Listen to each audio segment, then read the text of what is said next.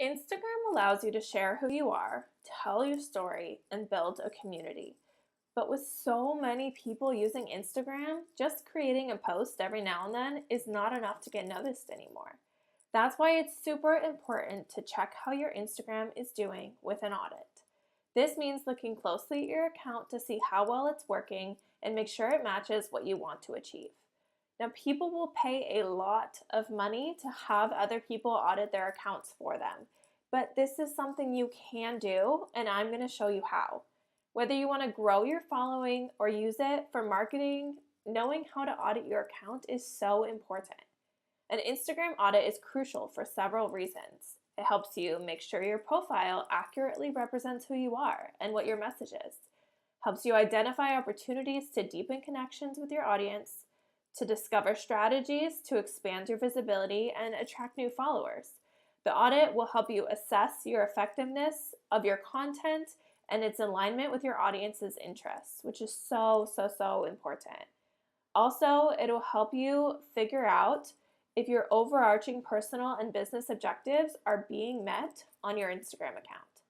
An Instagram audit allows you to make informed decisions by reviewing your bio, your content, your engagement strategies, and looking at your analytics. The first step of your account audit is going to be optimizing your bio. Your bio is so important. Think of it like a storefront window. When you walk by a store, the first thing you see is what they have displayed in their window.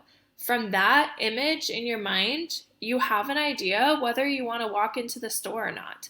It's the same with your account. When people get to your profile, the first thing they're going to do is look at your profile picture, which we'll talk about in a minute, and then look at your bio. If your bio is not something that they feel like will benefit them, they're going to move on. They're not even necessarily going to go down and look at any of your content. Your bio is one of the first things that is going to attract new followers, and it is so important to get it right.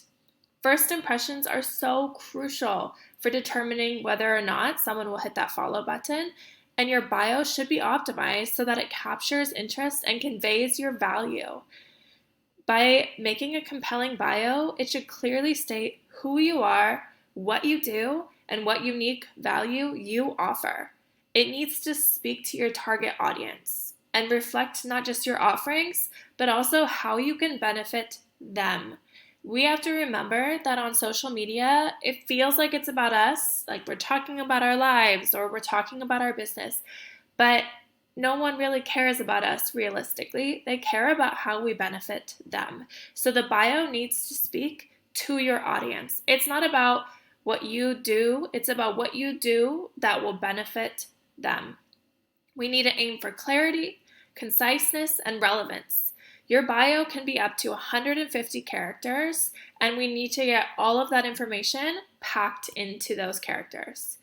We also need to focus on using keywords because bios are a really big place that Instagram uses to have SEO know who to show your account to. So incorporating relevant keywords into your bio helps people find you in the search results, like we talked about earlier. When you post a search and it says, I'm looking for dogs, if someone has dog in their bio, they're much more likely to come up in the search than someone who doesn't. So think about what your target audience might be searching for. Are they searching for specific terms in your niche more often? You can look online and look up what search terms are popping up in SEO in your current niche. You want those SEO terms to be somewhere and somehow incorporated in your bio. These are words that you want to make sure are front and center and a priority. You also want to craft a clear call to action. Your bio should guide your followers and guide new followers to take a specific action, whether it's visiting your website, checking out your latest post, or signing up for your freebie or newsletter. You need to make your call to action clear and obvious what you want them to do. Ideally, your bio will be 4 lines. Also, we will talk about your name line.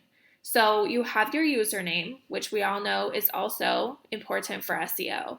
But then you have your name line. So it's important to write your name, but then also include SEO keywords here as well. So you might say, hi, my name's Shelly, and then it'll say digital marketing and Instagram growth, or physical therapy and medicine. It will tell your audience front and center in bold text what you do. Then in the next line, what do you post? What do you talk about? What are you posting about? Give them an idea of what they're going to see on your page. The next line down is, who do you post for? Tell them who your target audience is. And you want to use the word you. I'm posting for you. I'm making this for you. The next line down is, what do you do? Who are you and what do you do, right? And then the fourth line is going to be a clear call to action to your link in bio. So maybe you're offering a freebie. So you might say free, whatever your freebie is, and then have arrows pointing down to your link in bio so they know that that's where you want them to click. Emojis and arrows and things like that are super important in your bio because they help break up the text and they keep people engaged.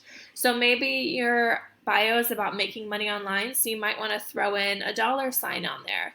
Or maybe it's about mindfulness, and so you want to include sunshine and maybe someone doing yoga.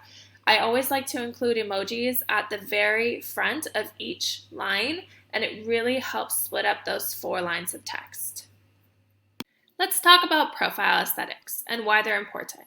Now, don't get me wrong, your profile doesn't have to be picture perfect with every little thing in a row and everything perfect. But at the same time, profile aesthetics do matter. They matter because you have less than 2 seconds to capture and keep someone's attention online. So if they go to your page and your profile picture isn't clear and they don't really get a theme or an idea of what your account is about, well, they're gonna move on. And if we want new followers, we want people to stay on our page, view our content, look through more content that's similar that I know that they'll like based off of what they came to my page for. Like, the content needs to appear similar so people want to continue viewing other content that's like it. So in order to do that, we want to have a brand aesthetic and we want to have a very clear profile aesthetic. The number one thing that people see when they come to your page is going to be your profile picture. You want it to be clear, you want it to be recognizable, and you want it to be reflective of your brand. This might mean an acronym if your brand name is long. This might be your brand's logo. Or if you're an individual person, this might be a clear photo of you with a blank background so that people know who you are and they can trust you. If you have a faceless account, it might be a photo of someone else or the back of your head, or just like we said, acronym or business name as well. As long as it's clear, centered, and a very aesthetically pleasing brand color and goes with what else is going on your page, then it'll be great. Also, look for headshots where you're facing the camera. If you're using a photo of yourself, don't use a tiny little photo or one that's super zoomed out. Have your picture be clear because the circle is so small on people's phone and it's really hard to see if people are far away or if the background is super messy and there's a lot of other colors going on. You can go to Canva and you can actually take the background off of the picture and put it on just a single color that goes with your brand aesthetic, and that looks really, really great on Instagram. Then when it comes to creating your brand aesthetic, you want to start collecting screenshots of other Instagram feeds that inspire you or that you really like the appearance of. You want to come up with some colors that you really like and that you're planning on sticking to. It's okay to adjust these every now and then, but you want your page to look very similar across the board. So you want to use similar fonts, you want to use similar colors, you want to use a similar style. Every single reel and every single piece of content should not look super different. People should be able to recognize it as it comes across their feed the more and more they see your content, because the font is similar, the colors are similar, the aesthetics are similar. We also want to have aesthetic and a cohesive highlight cover. So highlights are super important because they're just below your bio. So they're a place that you can collect stories from your stories in your profile. And the reason that our highlight covers are important is because this is a really great place for people to click through quickly who want to get to know us without going through a lot of the content. So designing highlight covers that are consistent with your brand's colors and fonts and overall vibe, the cohesive covers really enhance your profile's visual appeal and make it easier to navigate. Highlights showcase your best stories, categorizing your content for easy access. If you're in a business, you want to have highlights of things like about me or about the business, testimonials, what products you offer. All of those should be right up front and center, and make sure that your highlights are easy to read. The text gets cut off really easily, and you want to make sure that you've shortened the text enough in the name and the title of the cover so that people can easily read it. All in all, we just want our profile to be aesthetically pleasing in font, color, and style so that people can recognize our content as it comes across their page. Pinned content. It's so important. Have you ever gone to someone's Instagram account and noticed those little push pins in the top corner? That means that that content was pinned by that creator or brand. And the idea of pinned content is that you can control the first thing that people see when it comes to your content on your profile. No matter what you post afterward, as long as a piece of content is pinned, it will always stay at the top, which means it will always be the first pieces of content that people notice and see when they come and stop at your page. The content you choose to pin at the top of your profile is so important to your first impression that you give off when you have someone new who stumbles upon your page. How do you pin this content? Well, you want to click on the three little dots in the corner of each piece of content that you want to pin. Tap Pin to Profile, and it'll stick it right up there at the top. You don't want to pin more than 2-3 max pieces of content, but that top line of your content in your profile should be decided by you. It should talk about things like who you are, your brand identity. It should give a round explanation of what your page has to offer. Maybe it talks about a product you have for sale, but it needs to be something that people can click on quickly and get a better idea of who you are and what you have to offer. You also can pin things to your Reels page separately from your profile page. So if you go to your Reels, again, click on the three little dots, then hit Manage, and then Pin to Reels. You can have 3 different content pieces pinned on your main profile and 3 different content pieces pinned on your Reels if you'd like. And that'll give you 6 different ways to get someone drawn into your account. When you're pinning a post or your highlighted Reels to the front of your page, you want to choose content that introduces you and your brand effectively to first-time visitors. It showcases your best work or highlights key achievements and reflects the diversity and depth of your content offerings. You want to use it to create a visually appealing feed. It should be a representation of your brand's story. You want to achieve a visually appealing feed by maintaining a consistent color scheme or aesthetic, especially in your pinned content. Even if you don't create covers for the rest of your content, which we'll talk about at a later time, you want to create covers or at least have a cohesivity to your pinned posts so that it maintains a consistent color scheme and aesthetic. You want to balance different types of posts, images, quotes, videos for variety, and ensure high quality imagery and thoughtful composition to each of these. They should be the best of what you have to offer so that people want to continue going through your page after seeing what you've pinned. It's a great way for you to engage with your audience with a mix of educational, inspirational, and entertaining content. Consistency in posting keeps your audience engaged and helps to build a loyal following. And when they can see a variety of what you consistently post in your pinned feed, it will make them hit the follow button so much faster. It's also a great way to leverage a content series. So maybe you're talking about something like Tip Tuesdays, or you're doing a specific series at the moment that you want people to engage with, pinning the first post in that series is a great way to get people to want to look for the others and to want to continue with the series and going through your page. Pinned posts are such a great way to engage with new followers and really help people have a round image of what to expect in your content. Content pillars are the themes or topics that you consistently talk about or cover on your Instagram account. They form the backbone of your content strategy, ensuring that you're focused and that there's a cohesive message that you're sending out that resonates with your audience and potential followers. You need to start by defining your content pillars. Identify 3 to 5 themes that are closely aligned with your brand or your values, goals, and especially your audience's interests.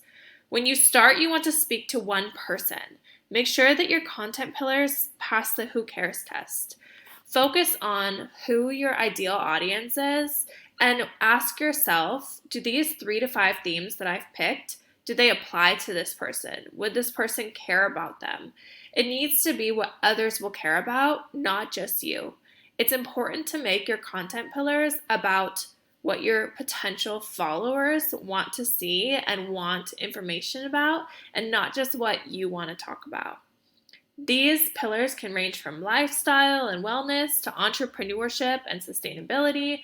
It really just depends on your niche. A great way to find out what kind of content pillars you would want is to go onto Google and just start searching your niche. See what questions are being asked and what people want answers to. This would be a great way to form your content pillars, because if you're providing the answers, then people will want to follow you and want to stick around your account. After you've come up with your content pillars and you've started posting, you want to refine and use them. Once you've defined them and you've started using your pillars, they should guide your content creation process. Each post should relate back to one of your 3 to 5 pillars. This ensures a consistent and focused brand message. It's so easy to get kind of jumbled when you're posting on Instagram because you want to post about this and then you see someone else posting about something else and you think, oh, if it worked for them, then I should post that.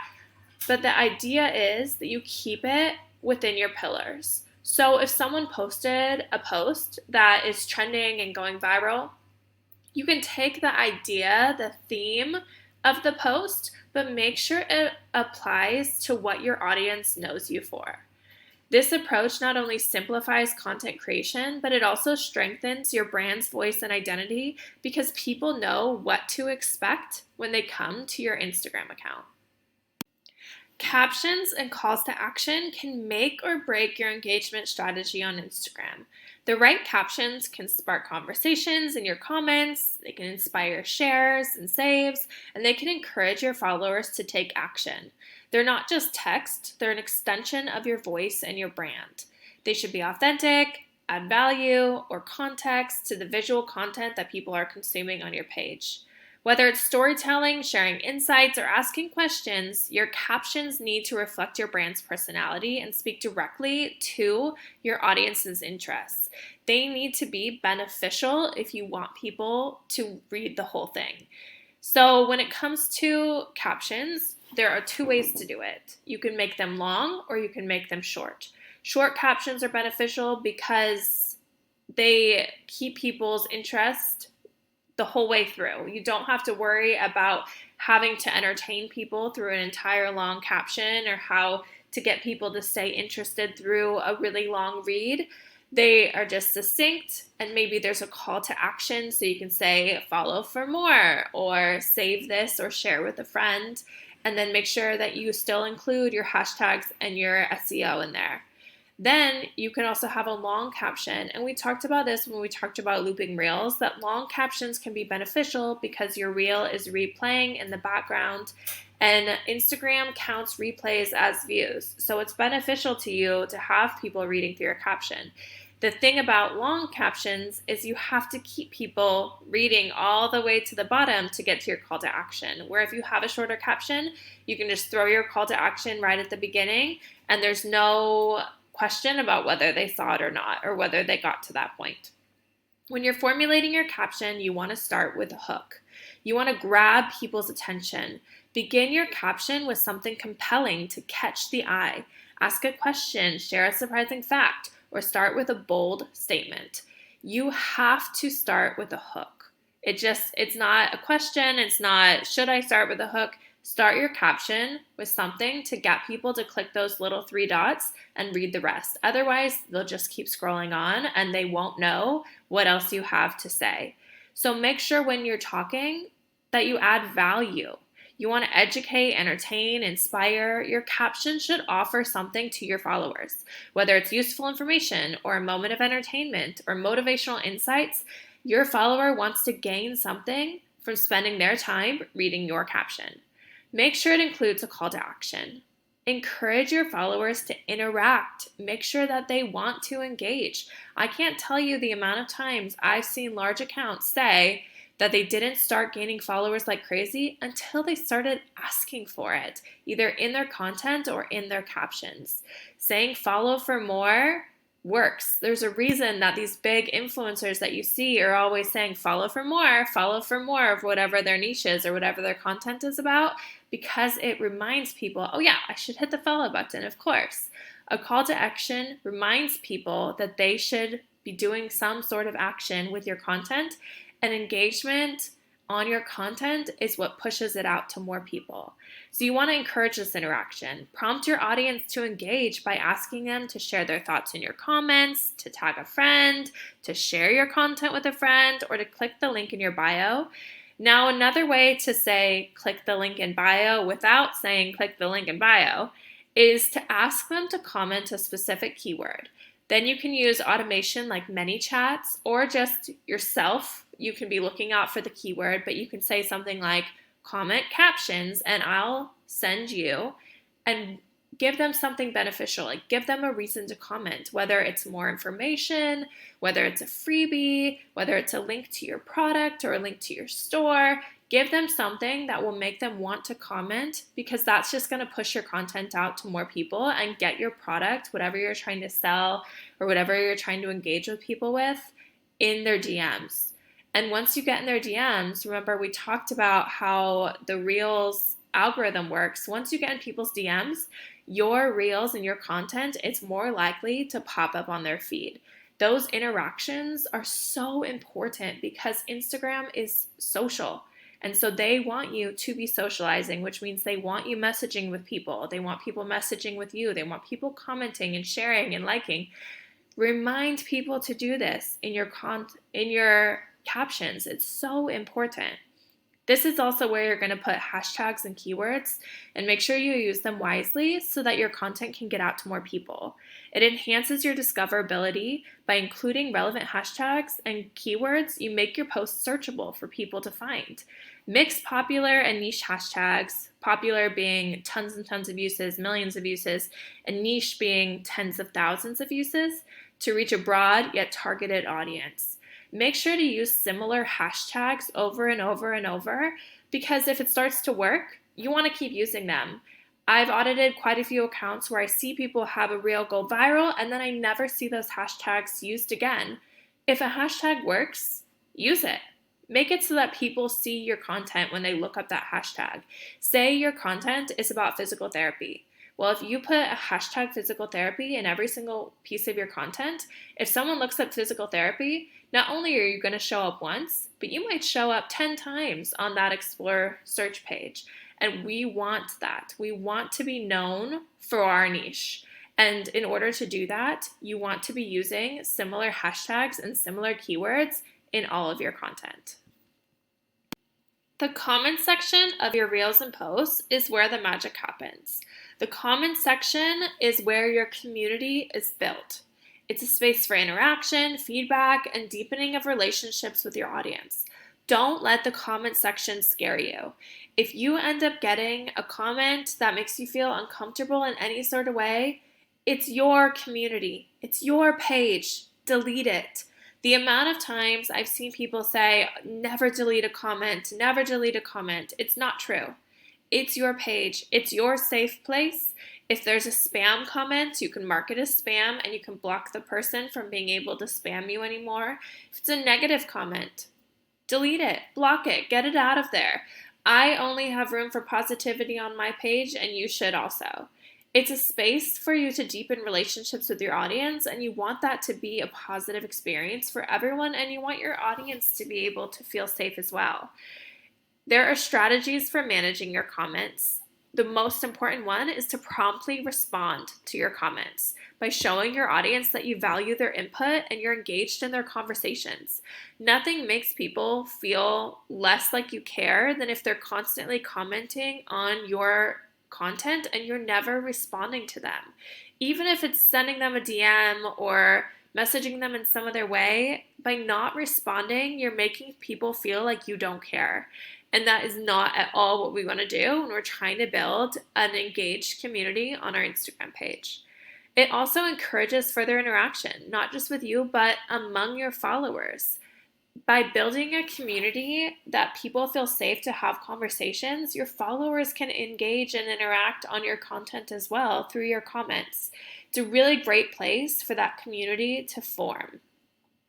If you foster this community engagement, you can do this by asking open-ended questions in your posts to start discussions. You can also start your comment section by asking a question. So you can put a comment in your own post in the comment section, say, have you ever thought about this, or have you experienced this, or something related to your content, and people are more likely to comment on that question and engage with you and engage with each other. You can also highlight comments by pinning them to the top. You're going to swipe to the left and hit the little push pin, and it'll pin it to the top of your feed. Make sure you engage back with that comment so people see that you answer questions, and it'll encourage more people to comment, because nothing encourages commenting more than commenting. So when people see comments that they want to interact with from other people, they're much more likely to comment on your content than if they never saw anything and there are no other comments. Why would they want to be the first? No one wants to be the first, So if you have a friend or a spouse or someone who's willing to comment on your content when you first post it, it's a great way to get the ball rolling. I like to call it priming your content.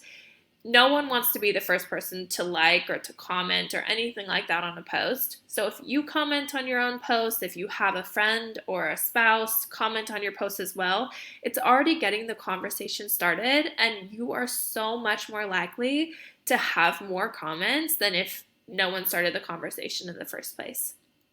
By highlighting your pinned comments, you can guide the conversation and spotlight user-generated insights and feedback. People also really appreciate it when you take their comments and you add it to your stories. I have gotten so many messages where people are so excited when they see their comment was picked out of all the comments in your post and you highlighted it in your stories. Pinned comments and highlighted comments can set the tone for the conversation. It highlights your responses to these people and emphasizes the importance of the message. Use the pinning feature to direct attention to the best contributions, or to pin your own comments to the top so people know what value and extra questions that you had and had added. Stories are also so important for engagement on Instagram. Instagram stories offer a quick glimpse into your world and your life. They disappear after 24 hours, which means that the people who are viewing your stories are your warmest audience. They're the people who want to know what's going on in your day, what's going on in your business. They're the people that are most likely to purchase from you. They're the people that are most likely to engage with your content. Your story audience is your most engaged viewer. This story posting encourages regular viewing and significantly boosts your engagement when you use it strategically. The best way to post stories is spread out throughout the day so you can be top of mind. You maintain visibility by posting stories consistently throughout the day, one at a time, and this means that you're constantly popping up at the beginning of people's stories. When you create stories with a purpose and with substance, and share a behind the scenes glimpse or quick tip or poll or question, you foster a sense of community and involvement. People want to interact with your life. They want to know your story. They want to see this behind the scenes content. And it may not make sense for your reels or your content that you're posting on your main feed that you're hoping will reach a new audience. The stories are really for your already engaged audience to get to know you better and to get to know your brand better. A great way to grow engagement in your stories is to utilize interactive stickers like polls, questions, quizzes to encourage direct engagement from your viewers. This not only boosts interaction, but also provides valuable insights into your audience's preferences. Be careful though about links.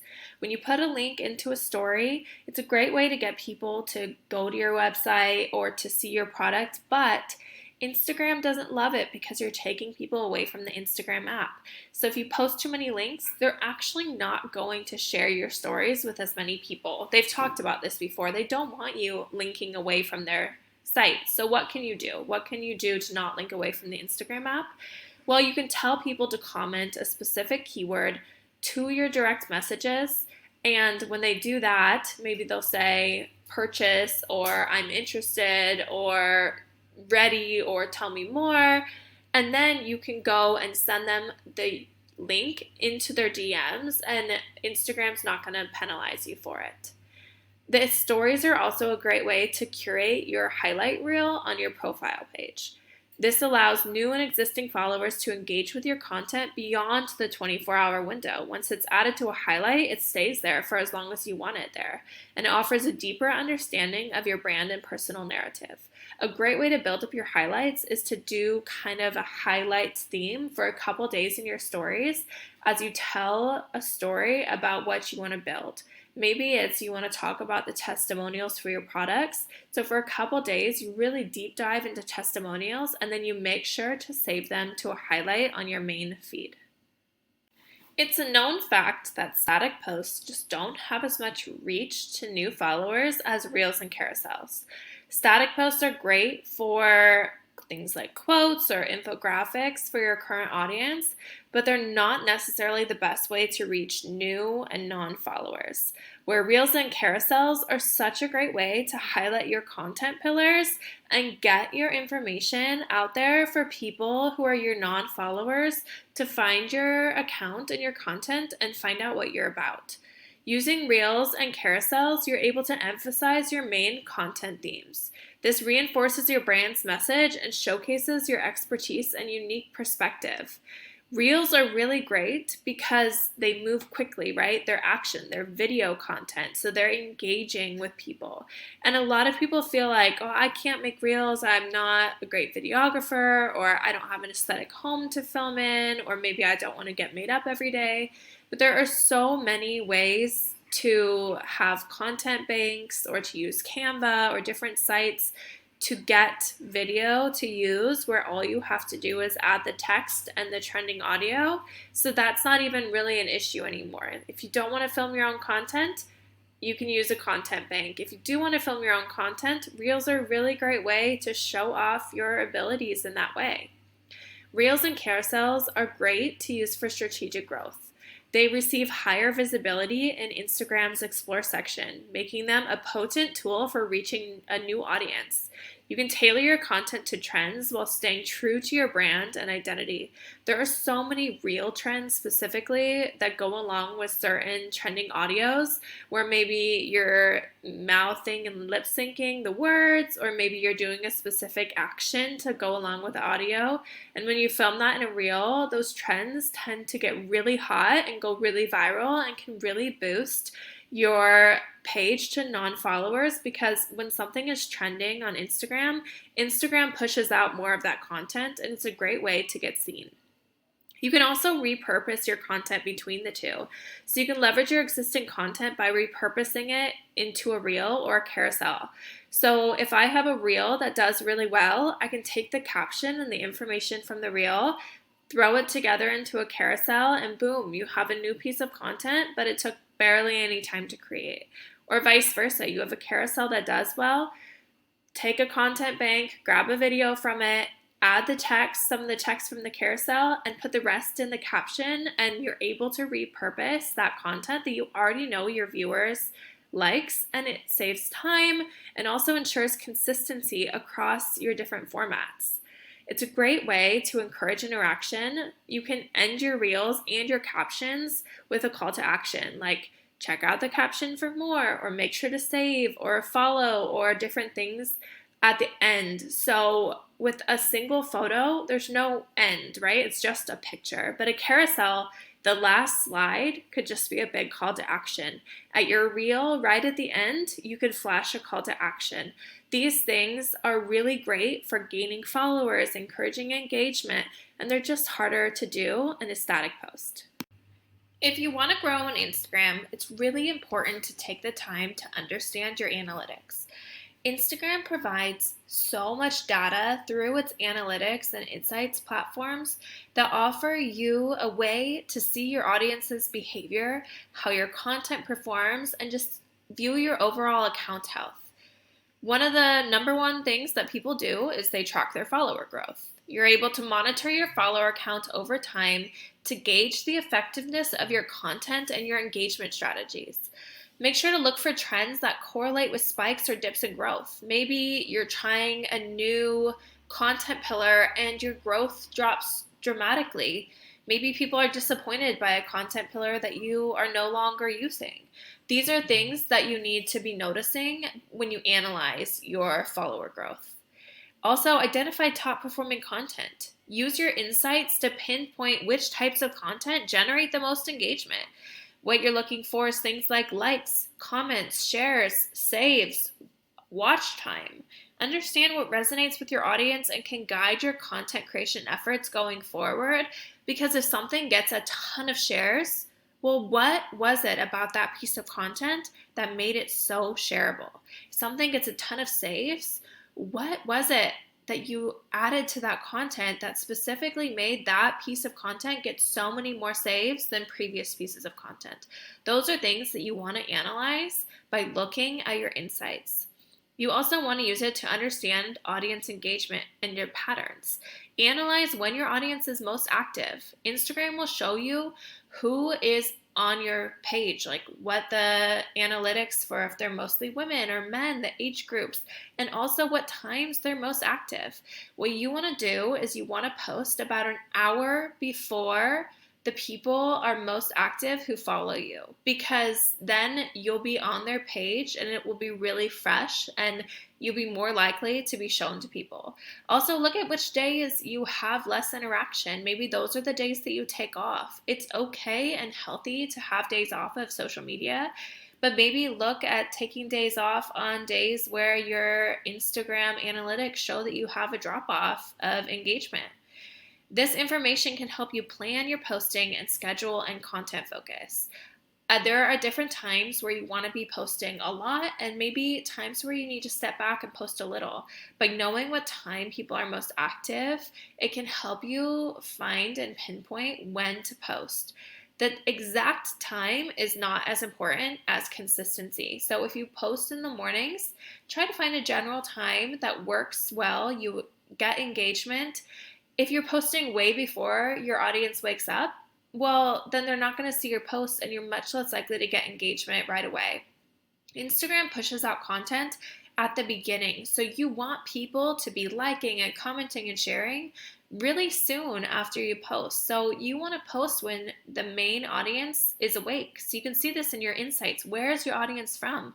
Are they from a specific country? Well, then you want to post when they're awake, when they're not at work, when they're at home in the morning or at home at night. Those are great times to be posting for your audience. Also, you can use it to check for watch time and audience retention. Watch time is the number one insight right now that Instagram is focusing on. They want people on their app and they want people on their app for a long time. So if you can get viewers to engage with your content for the extent of your entire reel, your entire carousel, this is really, really great, and Instagram's going to push it out to more people. So see your watch time and your insights. See when people are leaving. Are they leaving as soon as your call to action pops up? Are they leaving halfway through your content? These are things that you want to analyze, and these are things that you want to know. Have you ever heard the phrase practice makes perfect? I'm sure you have. But on Instagram, as well as in the rest of life, perfection isn't what we should be striving for. There's no perfect on Instagram because the algorithm's always changing. But practice does make better. When people are starting a new account, I always recommend posting 2 to 3 times a day at the beginning. And this isn't because it's the fastest way to grow or the only way to grow. It's because practice makes better. The more you post, the more armed you are with insights from Instagram analytics so that you can create a cycle of content that speaks to your engaged followers and reaches out to new followers. You can continuously refine your approach based off of actual data. Where if you only post a couple times a week, it's really hard to get to the point where you have enough analytics and insight to really create content that speaks to your ideal follower. You can refine your content strategy when you've gotten enough content to really have good analytics behind it. Adjust your content pillars. Post frequently and create content that's based on your analytics. If a certain theme or format consistently performs well, make more of that idea, make more of that trend, more of that strategy. You'll see it with content creators that have multiple viral posts in a row, that they'll have one that performs really, really, really well, and then they'll create another that's just slightly different. But people are so excited to consume that content because they were excited the first time around. I always tell people that if it works once, it's likely to work again. There's a lot of people that are scared to repeat content because they feel like, well, what if it's too similar? Or if someone already saw this from me? Just remember that only 3 to 5% of your content is seen by any of your followers at any given time. So unless someone's truly dedicated and they're always checking your page, the likelihood is that they won't see more than one of a certain type of content from you. It's just the reality of how Instagram works. By having these analytics and by having a lot of posts to base it off of, you can improve your engagement. You can tailor your engagement tactics based on what types of interaction your audience prefers. If analytics show high engagement with interactive stories, for example, you can incorporate more polls and questions and quizzes going forward in your strategy for your stories. Also, you can use it to grow your following. Identify growth opportunities by analyzing which content attracts new followers. When you go into your insights, you can see who engaged with your content and who viewed your content, new followers or current followers. And by attracting new followers, you're able to grow your account. If the only people who are seeing your content is your current follower base, you're not going to grow. It's just not possible. And you do want to post content for your current followers, and this is nurturing content. We'll get into this when we're talking about content creation. But if you want to grow, you need to be posting growth content. And the way to know what's growing your account is by viewing your insights. You can see what hashtags or collaborations expand your reach. You can leverage these insights and focus your efforts on what's really effective for growing your Instagram page.